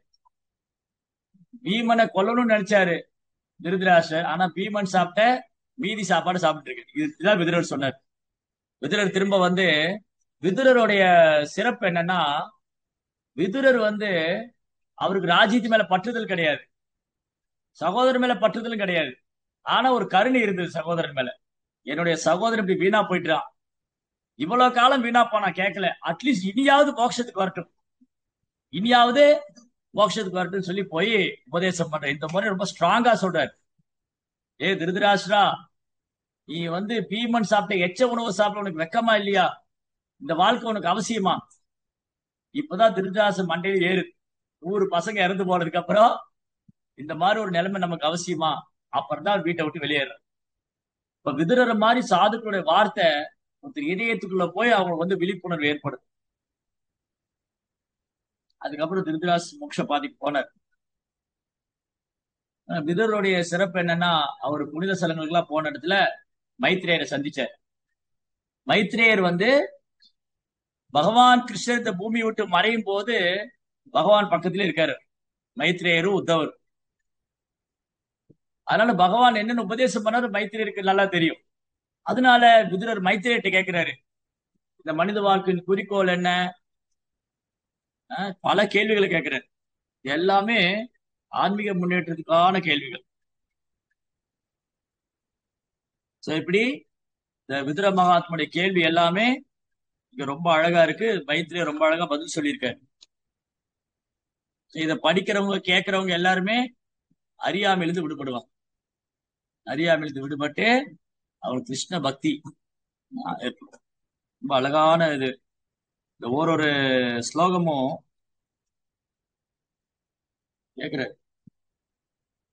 தர்ம அனுஷ்டானம், பொருளாதார முன்னேற்றம், புலனுணர்வு மற்றும் மோட்சம் ஆகியவற்றை பற்றியும், வெவ்வேறு ஜீவனோபாய மார்க்கங்களை பற்றியும், வெவ்வேறு நீதி நெறிகளை கூட வேத நூலில் கூறப்பட்டதுக்கு ஏற்ப விவரிக்க வேண்டும். வேதத்தில் என்னெல்லாம் சொல்லியிருக்கோ அதை பத்தி எனக்கு எடுத்து சொல்லுங்க. தர்மம்னா என்ன, என்னென்ன தர்மம் இருக்கு, எப்படி வேத முறைப்படி பொருளாதார முன்னேற்றம் அடைகிறது, எப்படி மோட்சத்துக்கு போறது, இதெல்லாம் விளக்கி சொல்லுங்க. எனக்கு இதுதான் தேவையான பாடம். இதுதான் தேவையான பாடம். அதனால வாழ்க்கைக்கு தேவையான கேள்விகளை தான் இங்க விதுரர் மைத்ரேயர்கிட்ட கேட்கிறார். முன்னோர்கள் எப்படி வழிபடணும், எப்படி எப்படி அவங்களை திருப்திப்படுத்துறது, ஒரு கிரகலோக வாசிகள் அவங்க கால அட்டவணை. இன்னைக்கு என்ன நினைக்கிறாங்க, வேறு கிரகத்துல உயிர்வாழி இல்லைன்னு நினைச்சிட்டு இருக்காங்க. ஏன்னா இவங்களால அவ்வளவுதான் முடியும். இவங்களுடைய அறிவை வச்சுக்கிட்டு இந்த விஞ்ஞானிகள் அவங்க அறிவை வச்சுக்கிட்டு அவங்க எந்திரத்தை வச்சு ஒரு குறிப்பிட்ட தூரத்துக்கு மேல போக முடியாது. ஆனா இங்க சொல்லப்பட்ட கிரகங்கள் எல்லாமே பாகவதத்துல 5ஆம் ஸ்கந்தத்துல பல்வேறு கிரகங்களை பற்றி வர்ணனை இருக்கு. தேவ, கிண்ணர, கிம்புருஷ, வித்யாதர, யக்ஷ, ராசச, எவ்வளவு லோகங்கள் இருக்கு. தேவர்கள் வாழக்கூடிய தேவலோகம், கிண்ணற லோகா, கிண்ணரா எந்த மாதிரி மனுஷங்க வாழ்றாங்க, கிண்ணற லோகம், கிம்புருஷா எந்த மாதிரி மனுஷர்கள் இருப்பாங்க, அப்புறம் கந்தர்வா, இப்படி பல்வேறு லோகவாசிகள் இருக்காங்க. அவங்களோட ஆயுள் காலம் வித்தியாசமாகும். இப்போ இந்த ஒரு லோகத்துக்கு ஆயுள் காலம் இருக்கு. இப்ப நமக்கு என்னன்னா, நமக்கு 24 மணி நேரம் ஒரு நாள், 12 மணி நேரம் பகல், 12 மணி நேரம் இரவு, 24 மணி நேரம். இது நம்முடைய 24 மணி நேரம் 6 மாசம் ஆகும்போது தேவர்களுக்கு ஒரு நாள் ஆகுது. அடுத்த 6 மாசம் தேவர்களுக்கு இன்னொரு ஒரு பகல் ஒரு இரவு. அதாவது நமக்கு ஒரு வருஷம், தேவர்களுக்கு ஒரு நாள். அதான் உத்தராயண காலம், தட்சிணாயன காலம். சூரியன் வடக்கு திசை நோக்கி போறது தேவருடைய பகல் பொழுது. சூரியன் வடக்கு திசை நோக்கி போற 6 மாசம் தேவர்களுக்கு பகல். சூரியன் தெற்கு திசை நோக்கி போற 6 மாசம் தேவர்களுக்கு இரவு. அப்ப நமக்கு ஒரு வருஷம், தேவர்களுக்கு ஒரு நாள். இப்படி நமக்கு 365 நாள் ஒரு வருஷம். நம்முடைய 365 வருஷம் தேவர்களுக்கு ஒரு வருஷம். அப்ப அவங்க ஆயுள் காலம் எவ்வளவு நீண்டு இருக்கு. அதுக்கப்புறம் பிரம்மாவுடைய ஆயுள் காலம். பிரம்மாவுடைய ஆயுள் காலம் கற்பனையே பண்ணி பார்க்க முடியாது. மனுக்களுடைய ஆயுள் காலம், பிரம்மாவுடைய ஆயுள் காலம் கற்பனை. பிரபுபாருக்கு ஒரு பெரிய லிஸ்டே கொடுத்திருக்காரு பகவத்கீதையும் பாகவதத்திலையும். கால்குலேட்டர் ஸ்தம்பிச்சு போயிடும் பிரம்மாவுடைய ஆயுள் காலத்தை போட்டாங்க. இப்படி வேறு வேறு கிரகங்கள் இருக்கு. இந்த நவீன விஞ்ஞானிகள் இதெல்லாம் பார்க்க முடியாதனால அப்படிலாம் ஒண்ணும் இல்லைன்னு நினைச்சிட்டு இருக்கேன். எப்படின்னா, நான் அமெரிக்கா போகல, அதனால அங்க ஒண்ணும் இல்லைன்னு ஆயிடு. நான் போகல, அவ்வளவுதான். அமெரிக்கான்னு ஒண்ணு இருக்கு, அங்க உயிர்வாளிகள் இருக்காங்க, அங்க பெரிய பெரிய நகரங்கள் இருக்கு, அடுக்குமாடி கட்டடங்கள் இருக்கு. நான் போகாதனால இல்லைன்னு சொல்ல முடியும். இதுதான் இங்க விஞ்ஞானிகள் பண்றது. இவங்க இந்த கிரகத்துக்கெல்லாம் போகாதனால அப்படி ஒண்ணு கிடையாது, அங்க ஒண்ணு அப்படி இல்ல, அங்க வெறும் கல்லு மண்ணுதான் இருக்கு, என்னவோ போயிட்டு வந்த மாதிரி பேசுவாங்க. பிரபுபா என்ன சொல்றாரு, சந்திரனுக்கு போனதை பத்தி சொன்னாங்க. பிரபுபா சொல்றாரு, சந்திரனுக்கு போனா ஏன் திரும்ப வந்தான்னு கேட்டாரு. சந்திரனுக்கு அங்கேயே இருக்க வேண்டியது, ஏன் திரும்ப வந்தான்? இங்க வந்துட்டு நான் போயிட்டு வந்தேன் சொல்லிக்கிறேன். அதுக்குதான் நான் சந்திரனுக்கு போயிட்டு வந்தேன். இவன் போகவே இல்லை, வேற எங்கேயோ போயிட்டு வந்துட்டான். இந்த மாதிரி மக்களை ஏமாத்து. சந்திரனை பத்தி சொல்லும் போது அது ஒரு தேவலோகம். சந்திரன் வந்து சோமா, சோமா தான் மூன் காட். சோமா வந்து இங்க இருக்கிற தாவரங்களுக்கெல்லாம் அதிபர். இந்த பூமியில இருக்கிற தாவரங்களுக்கெல்லாம் சந்திரன் அதிபர். அப்ப அவரோட உலகத்துல ஒண்ணு இல்லைன்னா என்ன லாஜிக்?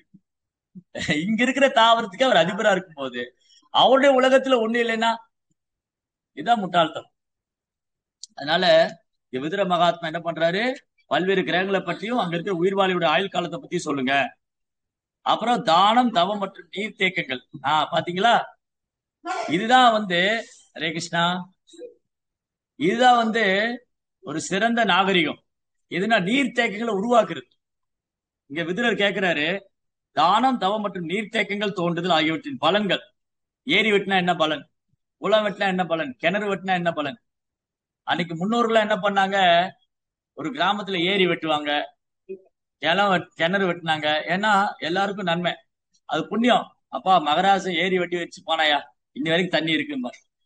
இன்னைக்கு பூமியில ஏன் தண்ணி இருக்குன்னா அந்த ஏரி இருக்கிறதுனால. மகராச கிணறு வெட்டி வச்சுட்டு போனா எல்லாருக்கும் இந்த கிணத்துல தண்ணி எடுத்துக்கலாம். இன்னைக்கு இருக்கிற ஏரி கிணறி மூடுறதா இவங்க வேலை இருக்கு.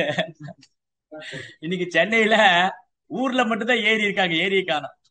குளத்தூருங்கிறான், அந்த குளத்தையே காணும், ஊர் மட்டும் இருக்கு. குளத்தூர்னா குளத்தூர்ங்கிறாங்க. குளத்தூர்னா அங்க பெரிய பெரிய பில்டிங் தான் இருக்கு, குளத்தை காணும். காட்டாங்குளத்தூருங்கிறாங்க, ரயில் ட்ராக் தான் இருக்கு, குளத்தை காணும். காட்டாங்குளம். வேளச்சேரினா வேளச்சேரியில மட்டும் கிட்டத்தட்ட நூற்றுக்கணக்கான ஏரிகள் இருந்திருக்கு, இன்னைக்கு ஒரு ஏரி தான் இருக்கு. மத்தல என்ன ஆச்சு, அரசியல்வாதிகள் முழுகிட்டாங்க. அகஸ்தியர் என்ன பண்ணுவாரு, அகஸ்தியர் வந்து கடலை குடிச்சிருவாரு அப்படியே. அந்த மாதிரி இந்த அரசியல்வாதிகள்லாம் ஏரி குளத்தெல்லாம் குடிச்சு முழுங்கி ஊழல் பண்ணி பெரிய பெரிய கட்டடங்களா உருவாக்கிட்டாங்க. இன்னைக்கு தண்ணி வந்து எங்க வந்து கட்டடத்துக்குள்ள போச்சு. அதுக்கப்புறம் என்ன பண்ணுவாங்க, சென்னை மக்கள் வந்து ரொம்ப புத்திசாலிங்க. மழை காலத்துல மொட்டை மாடியில உட்கார்ந்து இருப்பாங்க, வெயில் காலத்துல குடத்தை தூக்கி தெரு தெருவா போவாங்க தண்ணி கிடைக்குமா. சென்னையில் சென்னையில் ஏர்போர்ட்ல மிக அருகாமையில் அனைத்து வசதியும், தண்ணீர் வசதியோட நீங்க தண்ணி தேடி போக வேண்டாம், வீட்டுக்குள்ளேயே வந்துடும் மழை பெஞ்சா. ஏன்னா நீங்க குளத்துலதான் வீடே கட்டியிருக்கீங்க, ஏரியில தான் வீடே கட்டியிருக்கீங்க. சோ இப்படி ஒரு காலத்துல இந்த நீர் தேக்கங்களை உருவாக்கணும். இத வந்து ராமர் பரதன்ட்ட சொல்றாரு. ராமராஜ்யத்தை பத்தி ராமாயணத்துல இருக்கு. ராமராஜ்யத்தை பத்தி சொல்லும் போது ராமர் வந்து பரதனுக்கு போய் நீ போய் ஆட்சி பண்ணுங்கிறாரு, நான் இங்க இருப்பேன் 14 வருஷம் கழிச்சு வரேங்க. அப்ப பரதனுக்கு எப்படி ஆட்சி பண்ணணும்னு சொல்றாரு ராமர். அதுல ஒரு ஸ்டேட்மெண்ட் என்னன்னா, மரத்தை கையை வைக்கூடாது, மரத்தை வெட்டவே கூடாதுங்கிற. நீ மரத்தை வெட்டினா 10 மரம் வைக்கணுங்கிற, ஒரு மரத்தை வெட்ட போறேன்னு முடிவு பண்ணா 10 மரம் வைக்கணுங்கிற. அதுக்கப்புறம் நீ வந்து மழையை நம்பி இருக்காதுங்கிறாரு. எப்போ, இது திரேதா யுகத்துல. திரேதா யுகத்துல ராமர் சொல்றாரு மழையை மட்டும் நம்பி இருக்காத, நீர்த்தேக்கங்கள் உருவாக்குகிறார். நீர்த்தேக்கங்களை பாதுகாக்கணும், நீர்த்தேக்கங்களை உருவாக்கணும், ஆறுகள், குளங்கள், ஏரிகள் உற்பத்தி பண்ணப்படணும்னு திரேதா யுகத்துல ராமர் சொல்றாரு பரதன்ட்ட. அப்ப மழைக்கு பஞ்சம் இல்ல, நீர்த்தேக்கத்துக்கு அவசியம் இல்ல. ஆனாலும் எப்படி யோசிச்சிருக்காங்க. இன்னைக்கு இருக்கிற நீர்த்தேக்கத்துல மூடிட்டு நிலத்துல இருந்து தண்ணி எடுத்துட்டே இருக்கான் போர் போட்டு. எவ்வளவு தண்ணி வரும், நிலத்துல தண்ணி இருக்கிற வரைக்கும் வரும். அப்புறம் ஒரு நாள் பூமி ரெண்டா பிளக்கும். அங்கங்க ஓட்ட போட்டு ஓட்ட போட்டு ஓட்ட போட்டு. இப்போ உதாரணத்துக்கு இந்த நிலம் இருக்கு, நிலத்துல நான் ஒரு இடத்துல போர் போட்டேன், நீங்க பக்கத்துல போட்டீங்க, இப்படி பக்கத்துல போட்ட போட்டா இங்க ஒரு விரிசல் ஆகும், டபார்னு ஒரு பூமி பழக்கும். ஆனா ரொம்ப நாகரிகம் கண்டுபிடிச்சிட்டாங்க. சோ எப்படி இந்த இங்க என்ன அழகா சொல்றாரு, நீர்த்தேக்கங்கள் உருவாக்குறதுடைய பலன்கள் என்ன. அப்புறம் வீட்டை விட்டு பிரிந்து சென்றவருடைய நிலை, ஒருத்தர் துறவரம் போனா அவங்க என்ன ஆவாங்க, ஆபத்தான நிலையில் ஒரு மனிதனின் கடமை என்ன, ஆபத்தா இருக்கிற நிலையில இருக்கிற என்ன பண்ணணும், எப்பவும் பகவானே நினைச்சுக்கிட்டு இருக்கணும், இதெல்லாம் கேட்கிறாரு. அதுக்கப்புறம் என்ன சொல்ற, அடுத்து என்ன கேட்கிறாரு, ஜீவராசியில் ஆள்பவரான பரமபுருஷர் எல்லா தர்மங்களுக்கும் தர்ம கொள்கைகளுக்கும் ஈடுபட்டுள்ள எல்லா மாணவர்களுக்கும் தந்தை என்பதால் அவரை முழுமையாக திருப்திப்படுத்தும் வழியை தயசு. எப்படி பகவானை திருப்திப்படுத்துறதுன்னு கேட்குது, எப்படி பகவானை திருப்திப்படுத்தணும். அதுக்கப்புறம் ஆன்மீக குருமார்களாக இருப்பவர்கள் பரிவிடம் மிகவும் அன்புடையவராக இருக்கிறாங்க. அவர்கள் தங்களுடைய ஆதரவாளர்களையும் சீடர்களையும் மற்றும் மகன்களுக்கும் கேட்கப்படாமலே அவர்கள் எப்பொழுதும் அன்பு கொண்டிருக்கிறார். சோ இதான் கலியுகத்துல பிரபுபாத் மாதிரி ஆச்சாரியர். பிரபுபாத் மாதிரி ஆச்சாரியர் என்ன பண்ணாங்க? எல்லா ஜீவனிடத்திலும் அன்பு செஞ்சாங்க. அதுக்கு கிளியரா இருக்கு. So இப்படி இந்த கலியுக மக்களுக்கு என்னென்ன தேவை, எப்படி அவங்க தன்னை இந்த கலியினுடைய தாக்கத்திலிருந்து காப்பாத்திக்க முடியும், எப்படி அவங்க பகவானை திருப்திப்படுத்தலாம், எப்படி அவங்க மீண்டும் பகவான்கிட்ட போலாங்கிறதுதான் விதுரர் மாதிரி மகாத்மாவுடைய கேள்வியா இருக்கு. ஹரே கிருஷ்ணா. ஜெய் ஸ்ரீ பிரபுபாத் கி. Okay.